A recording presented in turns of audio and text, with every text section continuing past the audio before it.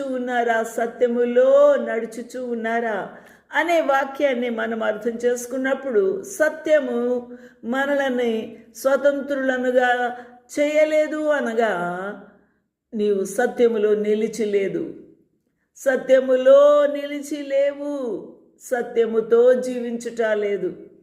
అంతరంగ జీవితములో సత్యం లేదు, అంతరంగ జీవితములో ప్రభువుతో ప్రస్ఫుటమైన సహవాసము లేదు, ఆ ప్రత్యేకత లేదు, పరిశుద్ధత లేదు, పవిత్రత లేదు.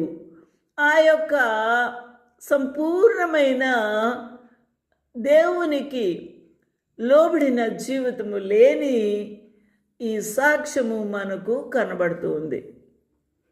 కాబట్టి ఇక్కడ యోహాను 8:33లో యూదులు అంటున్నారు, మేము అబ్రహాము సంతానమే, అబ్రహాము సంతానమే. కానీ అబ్రహాము సంతానమైనంత మాత్రాన ఆ సత్యము మిమ్మల్ని స్వతంత్రులనుగా చేయదు అని ప్రభువు చెప్పి ఉన్నారు. యేసు చెప్పిన మాటల్లో వారికి అర్థము కాలేదు. ఇంకా మేము క్రైస్తవులముగా లేక యూదులంగా జీవించుచూ ఉన్నాం కదా, మాకు ఇంకా విడుదల రాలేదా అన్న అనుమానము. ఈ యేసు మమ్మల్ని ఈ విధంగా ప్రశ్నిస్తాడా అన్న కోపము, ఆ యొక్క దురుసుతనము వారి జీవితంలో ఉంది. కానీ సత్యమును గ్రహించలేని స్థితిలో ఉన్నారు.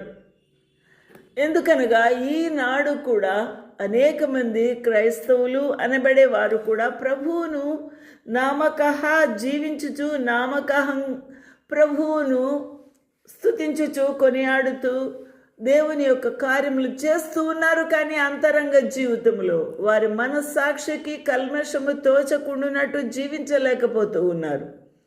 పరిశుద్ధాత్మకు కల్మషము తోచకుండా జీవించలేకపోతూ ఉన్నారు. అదే పాపము, అదే దాసత్వము. ఏది చేయాలో అది చేయకుండా, ఏది చేయకూడదో అదే చేయుట అనేదే దాసత్వము.